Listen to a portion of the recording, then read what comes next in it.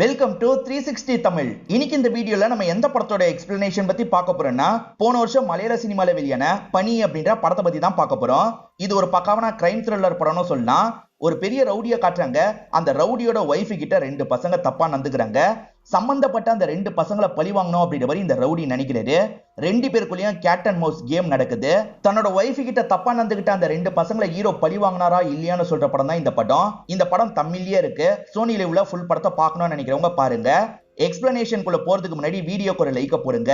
அது மூலியமா இந்த வீடியோ இன்னும் நிறைய பேர்கிட்ட கொண்டு போய் சேர்க்கப்படும். மேற்கொண்டு டைம் வேஸ்ட் பண்ணாம நம்ம நேரடியா எக்ஸ்பிளனேஷனுக்குள்ள போயிடலாம். படத்தோட ஸ்டார்டிங் சீனே ஒரு மெக்கானிக் ஷெட்டை நமக்கு காட்டுறாங்க. ஒரு வயசான பெரியவர் தான் இதை ரன் பண்ணிட்டு இருக்காரு. இவருக்கு கீழே ரெண்டு பசங்க வேலை பாக்குறாங்க. ஒரு பையன் பேரு செபஸ்டியன் அப்படின்றது, இன்னொரு பையனோட பேரு சிஜு அப்படின்றது. இவனுக்கு ரெண்டு பேருமே எங்களுக்கு லீவ் வேணும் அப்படின்ற மாதிரி பர்மிஷன் வாங்கிடுறாங்க. இங்க இருந்து பைக் எடுத்துட்டு கிளம்புறாங்க. இப்ப மெர்லின்னு ஒரு பொண்ணு நமக்கு காட்டுறாங்க. செபஸ்டியனோட கேர்ள் ஃபிரெண்டா தான் இவங்க இருப்பாங்க. செபஸ்டியனுக்கு கால் பண்ணி பாக்குறாங்க. அவர் போனையே எடுக்க மாட்டாரு. ஏன் இவன் போனையே எடுக்க மாட்டான் அப்படின்ற மாதிரிலாம் இவங்க கோவப்பட்டு இருக்காங்க. இப்ப பாபுன்னு ஒருத்தரை காட்டுறாங்க. இவரை பொறுத்த வரைக்கும் லேண்ட் ரீதியா ஒரு பிரச்சனையை ஃபேஸ் பண்ணிட்டு இருக்காரு. இந்த இடத்துல கிரின்ற ஒரு ரவுடி இருப்பாரு. அவர்கிட்ட இந்த விஷயத்தை தெரியப்படுத்தணும்னு நினைக்கிறாரு. கிரி கிட்ட என்ன பத்தி சொல்லுங்க அப்படின்ற மாதிரிலாம் ஒருத்தர் கிட்ட சொல்றாரு. இந்த திரிசூருக்கு புதுசா ஒரு எஸ்பி வந்திருக்காரு. அதே மாதிரி ஏஎஸ்பியும் புதுசா தான் ஜாயின் பண்ணிருக்காங்க. அவங்க பேரு கல்யாணி அப்படின்றது. இங்க ரவுடிஸும் அதிகமா இருக்கு. அதை கண்ட்ரோல்குள்ள கொண்டு வரணும்ன்ற மாதிரி எஸ்பியும் ஆளுங்க கிட்ட பேசிட்டு இருக்காரு. ஆளுங்க இருக்காங்கல்ல, கிரின்னு ஒருத்தன் தான் ஆளுங்களை வச்சு இந்த விஷயத்தெல்லாம் பண்ணிட்டு இருக்கான். அவனை கண்ட்ரோல்குள்ள கொண்டு வந்துட்டாலே போதும் அப்படின்ற மாதிரிலாம் சொல்லிட்டாங்க. இதை பேசிட்டு இருக்கும் போது கல்யாணியோட முகம் மாறுது. ஏன்னா கல்யாணியோட கசின் பிரதரா தான் அந்த கிரி இருப்பாரு. அதனால கல்யாணி எதுவுமே பேசாம இருக்காங்க. மத்தவங்க மட்டும்தான் பயங்கரமா டிஸ்கஸ் எல்லாம் பண்றாங்க. செபஸ்டியன் சிஜுன்னு ரெண்டு பேரும் நமக்கு காமிச்சாங்கல்ல, இவனுங்க ரெண்டு பேருமே ஒரு சம்பவம் பண்றதுக்காக தான் லீவ் எடுத்துட்டு இந்த இடத்துக்கு வந்திருக்காங்க. யார சம்பவம் பண்ண போறாங்கன்னா, பாபுன்ற ஒருத்தரை தான் சம்பவம் பண்ண போறாங்க. பாபுக்கு இட ரீதியா பிரச்சனை இருக்கு பாத்தீங்களா, அந்த பாபுவை லாக் பண்ணி இப்ப இந்த செபஸ்டியனும் பேச ஆரம்பிக்கிறான். இவங்க ரெண்டு பேர் பேசுறது மத்தவங்க கண்ணுக்கு தெரியக்கூடாதுன்றதுக்காக சிஜு இருக்கான்ல, கொடைய வச்சு இவங்க பேசிக்கிற இடத்த மறைச்சிட்டு இருக்கான். நீங்க அந்த விஷயத்தை விட்டுருங்க அப்படின்ற மாதிரிலாம் செபஸ்டியன் மிரட்டுறான். அப்படிலாம் விட முடியாது, உன்னை யார் அனுப்புனா அப்படின்ற மாதிரிலாம் பாபு கேட்கிறாரு. சட்டுன்னு செபஸ்டியன் இருக்கான் பாத்தீங்களா, இவரோட கதையை இந்த இடத்துல முடிச்சிடுறான். இங்கதான் பனின்னு படத்தோட டைட்டிலேயே நமக்கு போடுறாங்க. இது ஒர்க்கிங்ல இல்லாத ஏடிஎம்மா இருக்கும். ஒரு லேடி காசு எடுக்கிறதுக்காக வராங்க. அக்கா, இந்த ஏடிஎம் க்ளோஸ்ல இருக்குன்ற மாதிரிலாம் சிஜு சொல்றான். ஆமால, மறந்தே போயிட்டேன்ற மாதிரி அந்த லேடி கிளம்பி போயிடுறாங்க. அதே சமயம் செபஸ்டியன் இருக்கான் பாத்தீங்களா, ரத்தத்தெல்லாம் கழுவிக்கிறான். இப்ப சைலண்டா எதுவுமே தெரியாத மாதிரி வெளியே வந்துடுறான். இவனுங்க ரெண்டு பேருமே ரொம்ப கேஷுவலா பக்கத்துல இருக்க ஒரு துணி கடைக்கு வந்துடுறாங்க. அங்க வேற ட்ரெஸ் வாங்கி போட்டு போலாம் அப்படின்ற மாதிரிலாம் யோசிக்கிறாங்க. போலீஸ்லாம் சேர்ந்து கிரின்னு ஒரு நபரை பத்தி பேசினாங்கல்ல, அந்த கிரி இவரா தான் இருப்பாரு. பக்கத்துல இருக்கிறது இவரோட ஒய்ஃப், பேரு கௌரி அப்படின்றது. லவ் பண்ணி தான் கௌரியை கல்யாணம் பண்ணிருப்பாரு. கௌரினா இவருக்கு உயிர்.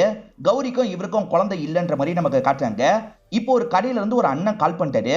ஆக்சுவலா அவரை ஒரு வேலையை பண்ண வச்சிருப்பாங்க. அதுக்கான காசை தராம இருப்பாங்க. ஏமாத்த பாக்குறாங்கப்பா, நீ தான் வந்து ஹெல்ப் பண்ணும் அப்படின்ற மாதிரி அந்த அண்ணன் கேட்கிறாரு. நான் வரேன்ற மாதிரி கிரியும் ஏத்துக்கிறாரு.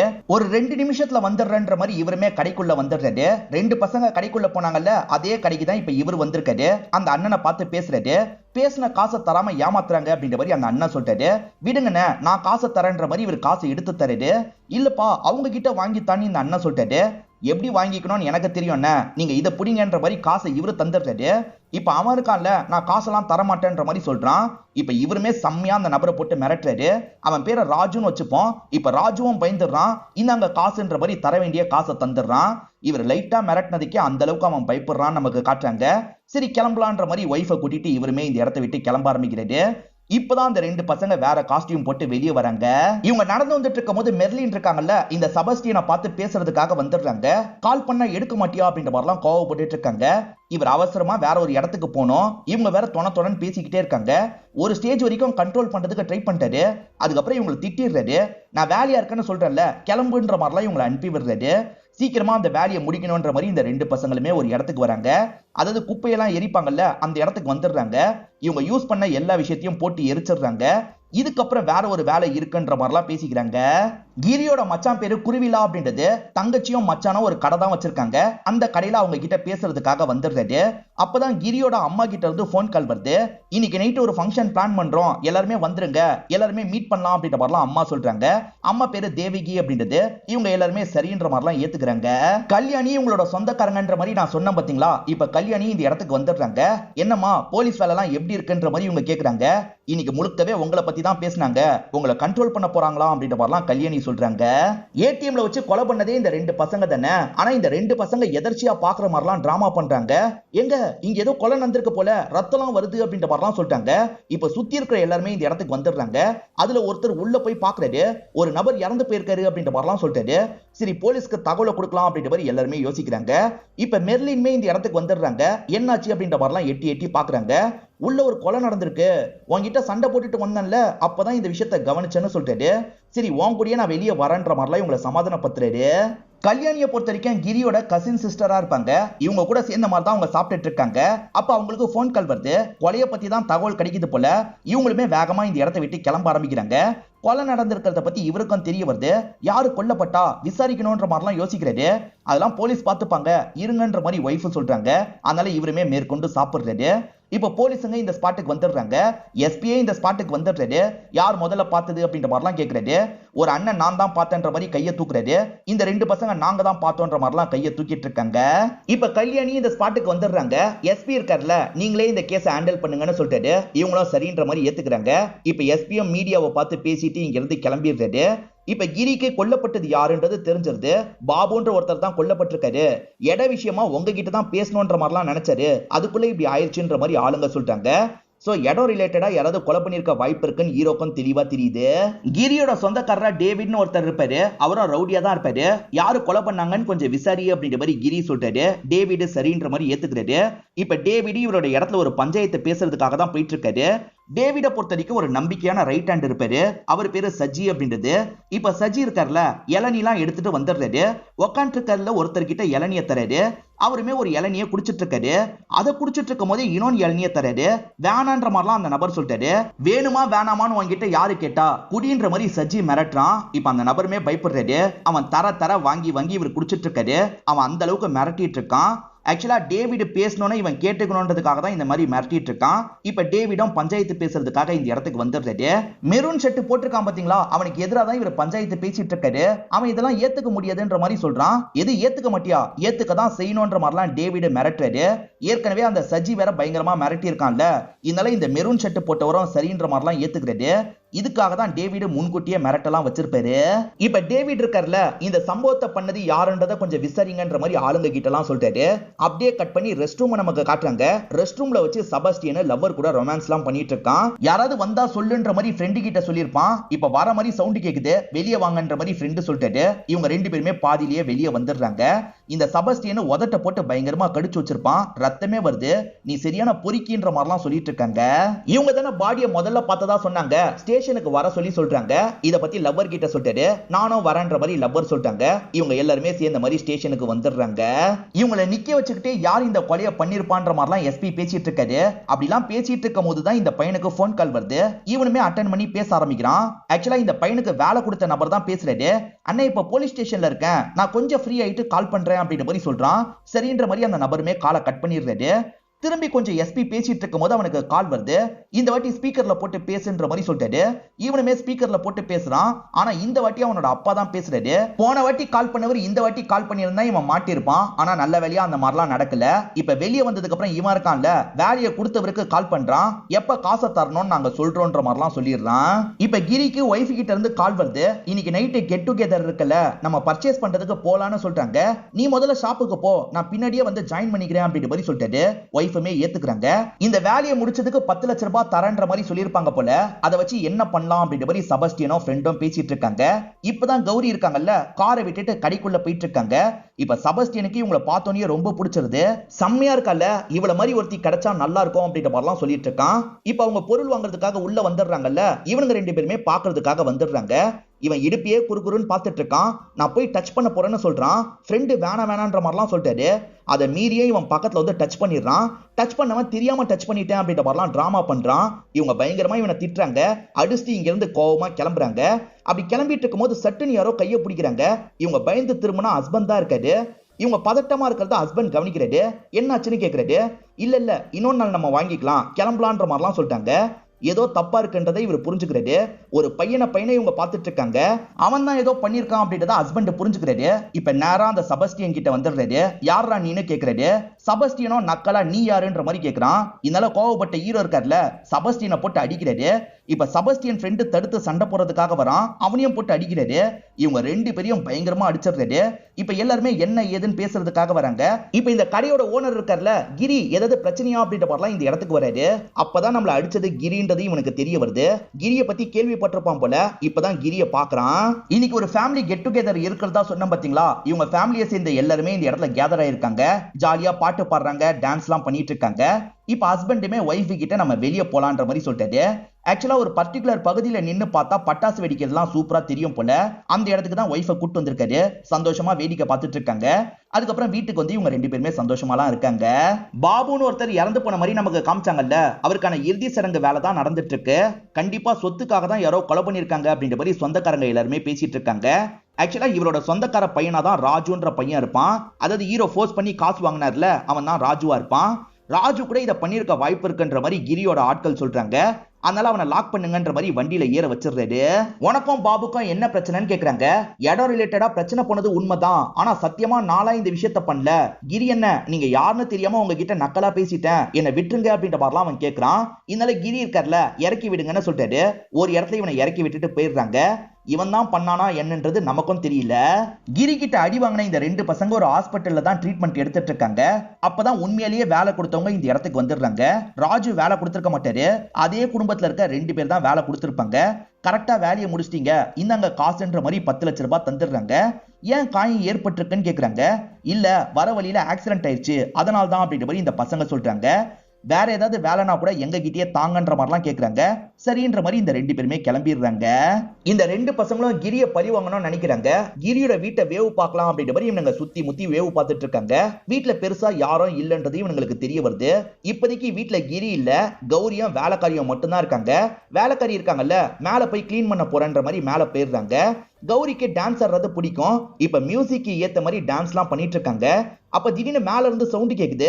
என்ன சவுண்டுன்னு பாக்குறதுக்காக வராங்க. பாட்டில் எல்லாம் மேல இருந்து விழுது. பார்த்தா இந்த ரெண்டு பசங்க தான் வராங்க. இந்த ரெண்டு பசங்க வேலைக்காரியை லாக் பண்ணிட்டு தான் வந்திருக்காங்க. இப்ப இவங்களுக்கு என்ன பண்றதுன்னு தெரியாம பயந்து ஒரு ரூம்குள்ள போக பாக்குறாங்க. ஆனா இவனுங்க ரெண்டு பேர் அந்த ரூம்குள்ள வந்துடுறாங்க. வந்தவனுங்க கௌரியோட சாரியை உருவிடுறாங்க. அந்த சாரி மூலியமா இவங்க கையை கட்டிடுறாங்க. வேணாம் விட்டுருங்கன்ற மாதிரிலாம் கௌரி கேக்குறாங்க. ஆனா இந்த செபஸ்டியன் இருக்கான் பாத்தீங்களா, அவங்களோட உதட்டை கடிச்சு இழுக்கிறான். அவங்களுக்கு ரத்தம்லாம் வந்துட்டு இருக்கு. இதோடையாவது விட்டுரு அப்படின்ற மாதிரிலாம் இவங்க கேக்குறாங்க. ஆனா இவன் என்ன பண்றானா, இவங்க பிளவுஸை பிச்சு எடுத்துடுறான். இப்ப கௌரி கிட்ட இந்த இடத்துல தப்பா நடந்துக்க ஆரம்பிக்கிறான். ஃப்ரெண்ட் இருக்கான் பாத்தீங்களா, நடக்கிற எல்லா விஷயத்தையும் வீடியோ மாதிரி எடுத்துட்டு இருக்கான். இப்ப ஹீரோக்கு தகவல் கிடைச்சிருது போல. இப்ப ஹீரோ செம்ம வேகமா வீட்டுக்கு வந்துட்டு இருக்காரு. இவர் வீட்டுக்கு வரும்போதே மொத்த ஃபேமிலி இந்த இடத்துக்கு வந்திருக்காங்க. அதே மாதிரி தகவல் கேள்விப்பட்டு தேவிகாவும் இந்த இடத்துக்கு வந்துடுறாங்க. ஜென்ஸ் எல்லாம் வெளியே இருக்க சொல்லிட்டு தேவிகா மட்டும் பேசுறதுக்காக வராங்க. ஒரு பொண்ணோட விருப்பம் இல்லாம தப்பா நடந்துக்கிறவன் ரொம்ப கேவலமானவன். அவன் தான் இதெல்லாம் நினைச்சு அசிங்க பண்ணும், நம்ம கிடையாது. ஆக்சிடென்ட் நடந்தா நமக்கு காயம் ஏற்படும், அந்த காயத்தை தாண்டி திரும்பி நம்ம வந்துருவோம்ல, அந்த மாதிரி நீயும் சீக்கிரமா இதை விட்டு வெளியே வரணும் அப்படின்ற மாதிரிலாம் சொல்லிட்டு இருக்காங்க. இப்ப கிரி உள்ள வர மாதிரி நின்னுட்டு இருக்காரு. இவங்களுமே வாசல் கிட்ட வந்து கிரி கிட்ட பேசுறாங்க. அவனை மட்டும் விட்டுறாது அப்படின்ற மாதிரி சொல்றாங்க. இப்ப எல்லாருமே வெளியே போயிடுறாங்க. கிரியும் ஒய்ஃபுக்கு பக்கத்துல வந்து கட்டி பிடிக்கிறாரு. ஒய்ஃப் இருக்காங்கல்ல, இதோட விட்டுருங்க, இதுக்கப்புறம் பிரச்சனை எல்லாம் வேணான்ற மாதிரி சொல்றாங்க. ஆனா இவர் இருக்கார்ல, ஒய்ஃபை விட்டு விலகி போறாரு. அவ்வளவு சீக்கிரம் அவனுங்களை விட்டுறக்கூடாது அப்படின்ற மாதிரிலாம் கோவமா யோசிக்கிறாரு. நம்ம பண்ண காரியத்துக்கு கண்டிப்பா நம்மளை காலி பண்ணிடுவாங்கன்னு இந்த ரெண்டு பசங்களுக்கு புரியுது. இந்த ரெண்டு பசங்க வேற ஊருக்கு போயிடலாம் நினைக்கிறாங்க. அதுக்கு முன்னாடி மெர்லினை ஒரு வாட்டி பார்க்கணும் அப்படின்ற மாதிரிலாம் இந்த செபஸ்டியன் சொல்றான். இவங்களுமே சிசிடிவி எல்லாம் செக் பண்ணி பாக்குறாங்க. ரெண்டு பசங்க ஒரு பக்கம் ஓடுனது பதிவாயிருக்கு. அது மூலியமா எங்க இருந்தாலும் அவங்களை தேடி கண்டுபிடிக்கணும் அப்படின்ற மாதிரிலாம் தேடுற வேலையை பார்த்துட்டு இருக்காங்க. அப்ப இந்த இடத்துக்கு வந்த கல்யாணி இருக்காங்கல்ல, கம்ப்ளைண்ட் கொடுங்க, முறைப்படி நம்ம பண்ணலாம் அப்படின்ற மாதிரி சொல்லிட்டாங்க. அதெல்லாம் தேவையில்லை, நாங்க பாத்துக்கிறோம் அப்படின்ற மாதிரி கல்யாணி கிட்ட இவங்க சொல்றாங்க. கிரி வீட்டுல நடந்ததை பத்தி போலீஸ்க்கும் தெரிய வந்துருது. கிரியோட ஆட்கள் அந்த ரெண்டு பசங்களை தேடிட்டு இருக்காங்கல்ல, அந்த ரெண்டு பசங்க கிரி கிட்ட மாட்டக்கூடாது, நம்ம கிட்ட தான் மாட்டணும், முறைப்படி பண்ண வேண்டியதை நம்ம தான் பண்ணணும், ரவுடிங்க பண்ணக்கூடாது அப்படின்ற மாதிரிலாம் எஸ்பி இந்த இடத்துல சொல்லிட்டு இருக்காரு. இது எல்லாத்தையும் அங்க உட்காந்து கல்யாணியும் கவனிச்சுட்டு தான் இருக்காங்க. போலீஸ்லயே டேவிடுக்கு ஆளுங்க இருக்காங்கன்னு சொன்ன பாத்தீங்களா, அந்த போலீஸ்ல இருக்க நபரும் போலீஸுங்க பேசிட்டு இருக்க விஷயத்த பத்திலாம் டேவிட் கிட்ட சொல்லிடுறாரு. டேவிடும் சரின்ற மாதிரிலாம் ஏத்துக்கிறாரு. ஆக்சுவலா அந்த ரெண்டு பசங்க ஒரு கடையில வேலை பார்த்தாங்கல்ல, அந்த பெரியவரே ஒரு காலத்துல இவங்க கிட்ட வேலை பார்த்தவரா தான் இருப்பாரு. அடிக்கடி கிரிய பத்தியும் ஒன்ன பத்தியெல்லாம் கேட்டு தெரிஞ்சுக்கிட்டாங்க. ஆனா இந்த மாதிரி பண்ணுவாங்கன்னு கொஞ்சம் கூட யோசிச்சு பார்க்கல. அவனுங்க இதுக்கெல்லாம் ஒர்த்தே இல்லைன்னு நினைச்சேன் அப்படின்ற மாதிரிலாம் இந்த பெரியவர் சொல்லிட்டு இருக்காரு. அந்த ரெண்டு பசங்க இதுக்கு முன்னாடி ஜாயின்னு ஒருத்தவங்க கூட அடிதடி வேலை எல்லாம் பண்ணிருப்பாங்க. அந்த ஜாயை கூப்பிட்டு தான் டேவிட் பேசுறாரு. அந்த ரெண்டு பசங்களோட வீடு எங்கன்னு கேக்குறாரு. இவனுமே வீடு எனக்கு தெரியும்ன்ற மாதிரிலாம் சொல்றான். இப்ப சஜி இருக்கார்ல, இந்த பையனை கூட்டு போயிட்டு இருக்காரு. இந்த பையன் என்ன சொல்றான்னா, சஜி என்ன நான் உங்களோட ரொம்ப பெரிய ஃபேன்ன்ற மாதிரிலாம் சொல்றான். தோணன்னு ஏதாவது பேசிக்கிட்டே வந்துட்டு இருக்கான். கோவப்பட்ட சஜி இருக்கார்ல, அடிச்சு அவன் மூக்க உடைச்சு விட்டுறாரு. செபஸ்டியன் அப்பாவை பொறுத்த வரைக்கும் லேண்ட் புரோக்கரா இருப்பாரு. இப்ப அவர்கிட்ட லேண்ட் விஷயமா பேசணும், கூட வாங்கன்ற மாதிரி சொல்றாங்க. அவருமே சரின்ற மாதிரி கூட வந்துட்டு இருக்காரு. அதுக்கப்புறம் தான் அமுக்க வந்திருக்காங்கன்றது அப்பாக்கு தெரிய வருது. அப்படியே கட் பண்ணி நமக்கு செபஸ்டியனை காட்டுறாங்க. ஃப்ரெண்டை வெளியே நிக்க வச்சுட்டு இவன் இருக்கான் பாத்தீங்களா, கேர்ள் ஃப்ரெண்டு கூட ஒன்னாலாம் இருந்துட்டு இருக்கான். இப்ப இவனுக்கு போன்ல மெசேஜ் எல்லாம் வருது. இப்ப இவனுமே வெளியே வந்து எல்லாமே ஏற்பாடாயிருச்சு, நம்ம இன்னைக்கு நைட்டு கிளம்பிடலாம் அப்படின்ற மாதிரிலாம் ஃப்ரெண்டு கிட்ட சொல்லிட்டு இருக்கான். உடனே இங்க இருந்து கிளம்பணும்ல பேபி, தப்பா எடுத்துக்காத, எனக்கு அர்ஜென்ட்டா வேலை வந்துருச்சுன்ற மாதிரி இங்க இருந்து கிளம்பிடுறான். அடிக்கடி விட்டுட்டு போயிடுறான்ற மாதிரி மெர்லினும் கிளம்பலாம்னு நினைக்கிறாங்க. அதுக்குள்ள ஹீரோவோட ஆட்கள் இந்த இடத்துக்கு வந்துடுறாங்க. இந்த பொண்ணை லாக் பண்ணிக்கலாம் அப்படின்ற மாதிரி இந்த பொண்ணை லாக் பண்ணி இங்க இருந்து கூட்டு போயிடுறாங்க. இப்ப மெர்லின் கிட்ட இருந்து போன் கால் வருது. செபாஸ்டியனும் காலை எடுக்கிறான். எதிர பார்த்தா டேவிட் தான் பேசுறாரு. மெர்லின் இந்த இடத்துல தான் இருக்கா, உன்னோட அப்பாவும் இந்த இடத்துல தான் இருக்காரு, மாமனே நீங்க தப்பிக்க முடியாது, ஒழுங்கா 2 பேருமே கிளம்பி இந்த இடத்துக்கு வாங்கன்ற மாதிரிலாம் இவர் சொல்லிட்டு இருக்காரு. ஆனா இவன் இருக்கான்ல, போயிட்டு இருக்க ஒரு பஸ்ல போனை தூக்கி போட்டுறான். இங்க இருந்து கிளம்பலாமா வேணாமா அப்படின்ற மாதிரிலாம் இவன் இந்த இடத்துல யோசிக்கிறான். போனை தூக்கி போட்டு ஓடி போயிருக்காங்கன்ற மாதிரிலாம் டேவிட் இந்த இடத்துல ஆளுங்க கிட்ட சொல்லிட்டு இருக்காரு. இந்த ஊர்ல ஒரு ஃபெஸ்டிவல் நடந்துட்டு இருக்கு. இவங்க வீட்டுக்கு பக்கத்துல தான் ஃபெஸ்டிவல் நடக்கும். ஹீரோவோட ஃபேமிலிக்கு அந்த சவுண்ட் எல்லாம் கேட்டுட்டு இருக்கு. அந்த இடத்துக்கு போய் கலந்துக்கலாம் அப்படின்ற மாதிரிலாம் யோசிக்கிறாங்க. இப்ப எல்லாருமே அந்த ஃபெஸ்டிவல் நடக்கிற இடத்துக்கு வந்து கலந்துக்கலாம் செய்றாங்க. டேவிட் வீட்ல நல்லா தூங்கிட்டு இருக்காரு. இந்த 2 பசங்க நைஸா உள்ள நுழைஞ்சிடுறாங்க போல. இப்ப ஹேண்ட் கஃப்லாம் போட்டு அவரோட கையை லாக் பண்ணிடுறாங்க. இப்ப சப்புன்னு கண்ணத்திலே அறியறாங்க. இவருமே ஷாக்கிங்கா கண் முழிச்சு பாக்குறாரு. சஜி எங்கன்ற மாதிரிலாம் இவர் கேக்குறாரு. சஜியோட கதையை முடிச்சிட்டோம், இப்போ உன் கதையை முடிக்க போறோம் அப்படின்ற மாதிரிலாம் இவங்க சொல்றாங்க. உனக்கும் எனக்கும் பிரச்சனைனா என்கிட்ட தானே நீ மோதணும், எதுக்காகடா என்னோட அப்பாவெல்லாம் தூக்கி வச்சு சீனை போட்டுட்டு இருந்த, பெரிய டானா நீ, நான் தாண்டா உண்மையான டானு, டான் செபஸ்டியன் அப்படின்ற மாதிரி சொல்லி இவன் கதையை முடிச்சிடுறான். இப்ப சைலண்டா இங்க இருந்து இவனுங்க கிளம்பிடுறாங்க. இவர் இறந்து போனதை பத்தி எல்லாருக்குமே தெரிய வருது. எல்லாருமே கிளம்பி அந்த ஸ்பாட்டுக்கு வந்துடுறாங்க. சஜியை மீறி உள்ள வந்து காலி பண்ணிருக்காங்க அப்படின்ற மாதிரிலாம் யோசிக்கிறாங்க. டேவிட் ஒய்ஃபோட பேரு ஜெயா அப்படின்றது அவங்க பயங்கரமா ஃபீல் பண்ணிட்டு இருக்காங்க. அதை ஹீரோவால சுத்தமா பார்க்கவே முடியல. ஹீரோவும் கார் எடுத்துட்டு இங்க இருந்து கிளம்பலாம்னு நினைக்கிறாரு. இப்ப கார் எடுத்துட்டு கொஞ்சம் தள்ளி வந்துடுறாரு. திடீர்னு பார்த்தா யாரோ கன்னை வச்சு இவரை ஷூட் பண்றதுக்கு ட்ரை பண்றாங்க. ஒரு புல்லட் வேற இவரோட ஷோல்டர்ல பட்டுது. இவர்கிட்டயும் கன் இருக்கும். அந்த கன்னை வேகமா இவர் எடுத்துறாரு. எங்க இருந்து ஷூட் பண்ணாங்களோ அந்த இடத்துல நம்ம ஷூட் பண்ணலாம் அப்படின்ற மாதிரி சட்டுன்னு இவர் ஷூட் பண்றாரு. அவனுங்க 2 பேருக்கு பக்கத்துல தான் அந்த புல்லட் பட்டிருக்கும். அவனுங்க 2 பேர் பயந்து பைக் எடுத்துட்டு இங்க இருந்து கிளம்ப ஆரம்பிக்கிறாங்க. ஹீரோவும் விடக்கூடாதுன்ற மாதிரி கார்ல அவனுங்களை செம்ம வேகமா ஃபாலோ பண்ணிட்டு இருக்காரு. அவனுங்க ஆட்டம் காமிச்சு திடீர்னு காணாம போயிடுறாங்க. இவருமே தேடி வந்துட்டு இருக்காரு. அப்ப சட்டுன்னு எதிர ஒரு பொருளை வச்சு கார்லயே அடிச்சிடுறாங்க. இவர் கண்ட்ரோல் இல்லாம கார் ஒரு இடத்துல இடிச்சிடுறாரு. இவனுங்க இதுதான் கேப்ன்ற மாதிரி கொஞ்சம் தள்ளி வந்துடுறாங்க. அந்த இடத்துல வண்டியெல்லாம் நிறுத்திடுறாங்க.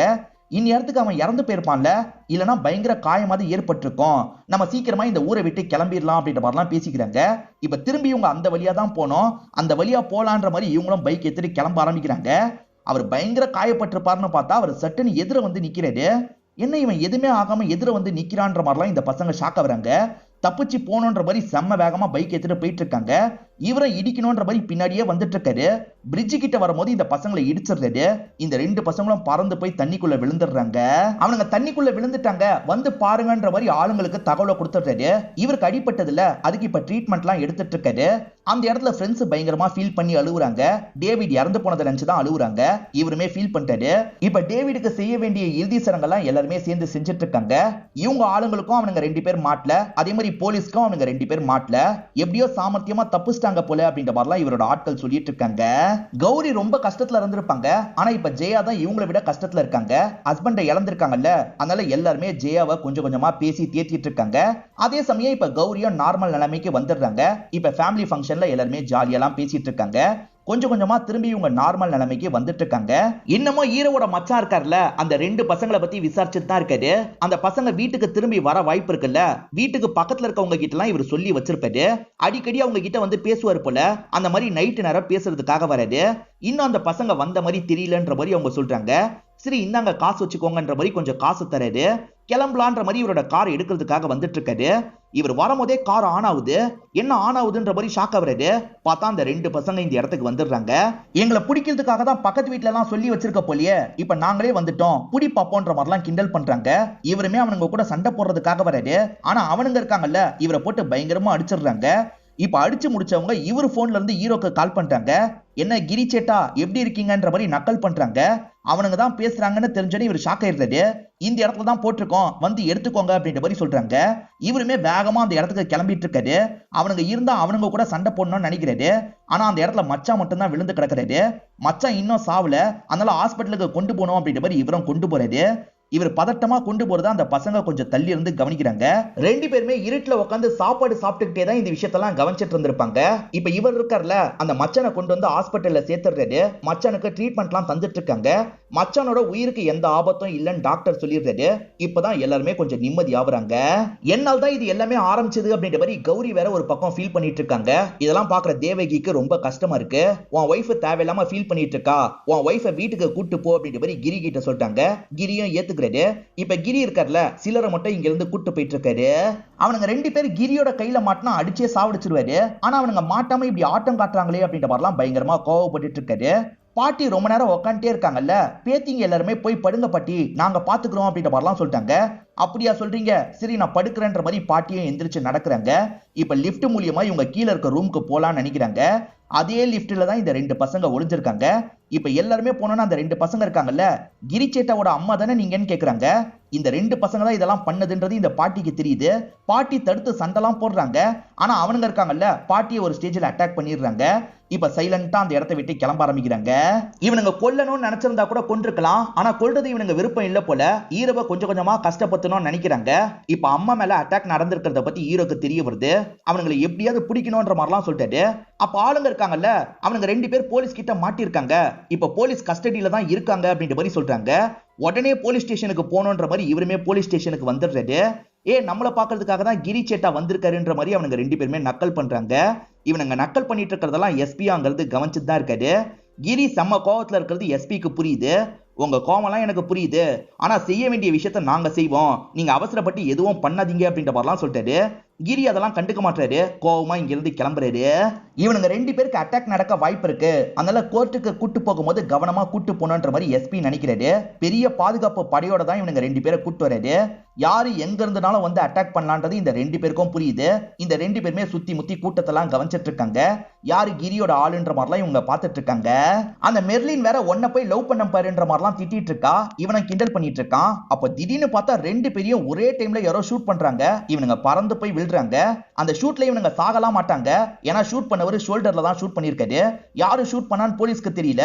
போலீஸும் யாரு என்னன்ற மாதிரி சுத்தி முத்தி தேடிட்டு இருக்காங்க. அதே மாதிரி இவனுங்க ரெண்டு பேரும் ஹாஸ்பிட்டலுக்கு கொண்டு போயிட்டு இருக்காங்க.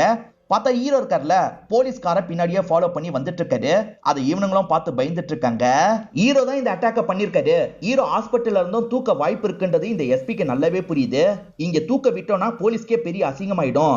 என்ன நடந்தாலும் சரி இவனுங்க ரெண்டு பேரும் இங்க இருந்து தூக்க விடக்கூடாது அப்படின்ற மாதிரிலாம் இவரும் ஆளுங்க கிட்ட சொல்லிட்டாரு. இவங்க பலமா பாதுகாப்புலாம் தந்துட்டு இருக்காங்க. திடீர்னு பார்த்தா இந்த ஹாஸ்பிட்டல் வாசல்ல சண்டை ஏற்படுது. ரெண்டு குரூப் மாத்தி மாத்தி பயங்கரமா சண்டை போடுறாங்க. இதனால பாதி போலீஸுங்க தடுக்கிறதுக்காக வந்துடுறாங்க. அப்போ ஒரு ஆம்புலன்ஸ் இருக்கு பாத்தீங்களா, ஏடகரமா ஒரு கார் மேல வந்து இடிக்குது. என்னாச்சு ஏதாச்சுன்ற மாதிரி இவங்களுமே பாக்குறாங்க. சாரி பிரேக் பிடிக்கலன்ற மாதிரி இந்த டிரைவர் கூலா சொல்லிட்டு இருக்காரு. திட்டமிட்டு தான் இந்த மாதிரிலாம் பண்ணிட்டு இருக்காங்கன்னு எஸ்பிக்கு புரியுது. இப்ப மேல கொஞ்சம் ஆளுங்க தானே இருக்காங்க, போய் பார்க்கணும்ன்ற மாதிரி எஸ்பியும் பாக்குறதுக்காக வராரு. அப்படி பாக்குறதுக்காக வரும்போது அந்த ரூம் முழுக்க புகையா இருக்கு. அந்த ரெண்டு பசங்களும் ஆல்ரெடி தூக்கிட்டாங்கன்றது தெரிய வருது. இப்ப இவங்களோட ஆளுங்களை எல்லாம் ஒரு இடத்துல லாக் பண்ணி வச்சிருக்கிறதும் தெரிய வருது. சார் தூக்கிட்டு போயிட்டாங்க அப்படின்ற மாதிரிலாம் அந்த ஆளுங்க சொல்றாங்க. கிரியும் ஆளுங்களும் தான் தூக்கி இருக்காங்கன்னு எஸ்பிக்கு தெளிவா புரிஞ்சிருது. கிரி கொன்னுட்டாருன்னா போலீஸ்க்கு அசிங்கம் இல்ல, அது நடக்க கூடாது, எப்படியாவது தடுக்கணும், எல்லா இடத்தையும் பிளாக் பண்ணுங்க, எங்கேயுமே தாண்டி போக கூடாது அப்படின்ற மாதிரிலாம் சொல்லிட்டு இருக்காரு. ஆளுங்களுமே ஒவ்வொரு பக்கமா தேடுறாங்க, எல்லா இடத்தையும் பிளாக் பண்ணிட்டு இருக்காங்க. அதை மீறிய கிரியோட ஆளுங்க இருக்காங்கல்ல, அவங்கள வேற ஒரு இடத்துக்கு கொண்டு போயிட்டு இருக்காங்க. ஃபெஸ்டிவல்லாம் நடந்துட்டு இருக்கு பாத்தீங்களா, அந்த இடத்துக்கு தான் கிரி போயிட்டு இருக்காரு. ஆளுங்க கிரிய மட்டும் போக விட்டுறாங்க, ஆனா போலீஸ போக விட மாட்டாங்க. கூட்டத்தை தாண்டி எப்படி போறதுன்னு போலீஸ்க்கும் தெரியல. போலீஸ் என்ன பண்றதுன்னு தெரியாம முழிக்கிறாங்க. கிரி இருக்கார்ல, அந்த ரெண்டு பசங்களையும் ஒரு பில்டிங்க்கு தான் கூட்டு வந்திருக்காரு. இப்ப ஆயுதத்தை எடுத்து அந்த பசங்க முன்னாடி தூக்கி போடுறாரு. வாங்கடா அப்படின்ற மாதிரி சொல்லிட்டாரு. அதாவது சண்டை போட்டே உங்களை நான் ஜெயிப்பேன்ற மாதிரி சொல்லிட்டாரு. அவனுங்களுமே ஒவ்வொரு ஆயுதத்தை எடுத்துக்கிறாங்க. கிரி கதையை நம்ம முடிக்கணும்ன்ற மாதிரிலாம் ட்ரை பண்றாங்க. கடையில ஒரு அடி கூட அடிக்காம அடி மட்டும் தானே வாங்கினாங்க. அதே மாதிரிதான் இப்பயும் கிரி கிட்ட பயங்கரமா அடி வாங்கிட்டு இருக்காங்க. எப்படியாவது அடிச்சிடலாம் திரும்ப திரும்ப ட்ரை பண்றாங்க. ஆனா ஒரு அடி கூட அடிக்க முடியல. பயங்கரமா காயப்பட்டு கீழே விழுந்துடுறாங்க. இப்ப எந்திரிக்க கூட இவங்க ரெண்டு பேர்கிட்ட தெம்பு இல்ல. இப்ப கிரி இருக்காரு பாத்தீங்களா, இவங்க ரெண்டு பேரையும் கயர்ல லாக் பண்ணலாம் அப்படின்ற மாதிரி தொங்க விட்டுறாரு. இப்பயே இவனுங்க ரெண்டு பேர் பயப்பட மாட்டாங்க. கிரி சேட்டா, நீங்க என்ன பண்ணாலும் நாங்க பயப்பட மாட்டோம். இந்த ஊர்லயே பெரிய ரவுடியான உங்களையே நாங்க கதற விட்டுருக்கோம். உங்களுக்கு வேண்டிய எல்லாரையும் கொஞ்சம் கொஞ்சமா நாங்க டார்ச்சர் பண்ணிருக்கோம். அப்படி இருக்கும்போது எங்களை நீங்க எப்படி மறப்பீங்க? நாங்க உங்களை பார்த்து பயப்படவே மாட்டோம், சந்தோஷமா சாவோன்ற மாதிரிலாம் இவனுங்க பேசிட்டு இருக்காங்க. அதே மாதிரி உங்க ஒய்ஃப் கூட ஒன்னா இருந்தோம்ல, அது எங்களால மறக்கவே முடியாது. இப்ப யோசிச்சு பார்த்தா கூட சூப்பரா இருக்குன்ற மாதிரிலாம் நக்கல் பண்றாங்க. இதெல்லாம் கேட்டுட்டு இருக்க கிரிக்கு பயங்கரமா கோவம் வருது. என்ன கிரி சேட்டா, எங்களை கொல்லணும் போல தோணுதா? கொல்லுங்கன்ற மாதிரிலாம் இவனுங்க இப்பயும் கிண்டல் பண்ற மாதிரிலாம் பேசிட்டு இருக்காங்க. அப்படி பேசிட்டு இருக்கும் போது இந்த ஃப்ரெண்ட் இருக்கான் பாத்தீங்களா, வெடிச்சு சதறான். அவன் வயித்துக்குள்ள எதையே இவர் போட்டு வச்சிருக்காரு போல. இவ்வளவு நேரம் செபஸ்டியனை தெனாவட்டா பேசிட்டு இருந்தான்ல, ஆனா கண் முன்னாடி ஃப்ரெண்டு வெடிச்சு சதறினதை பார்த்து இவன் பயங்கரமா ஷாக் ஆயிடுறான். பயப்படவே மாட்டோன்ற மாதிரி சொன்னான் பாத்தீங்களா, இப்ப இவன் கண்ணுல பயம்லாம் வர ஆரம்பிக்குது.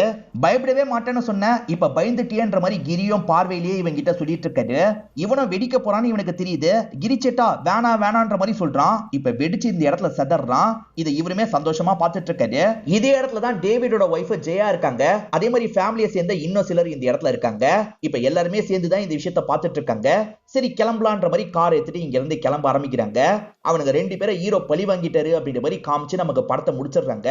போலீஸ் அதுக்கப்புறம் என்ன பண்றாங்க அதெல்லாம் நமக்கு காட்ட மாட்டாங்க. இதோடய இந்த படத்தை நமக்கு முடிச்சிடுறாங்க. இந்த படம் உங்க எல்லாருக்குமே பிடிச்சிருக்கான்னு நம்புறேன். இந்த வீடியோ உங்களுக்கு பிடிச்சிருந்ததுன்னா லைக் பண்ணுங்க, கமெண்ட் பண்ணுங்க, மறக்காம 360 தமிழ் சேனலை சப்ஸ்கிரைப் பண்ணுங்க. தொடர்ச்சியா இந்த மாதிரி வீடியோக்கள் வந்துகிட்டே தான் இருக்கும்.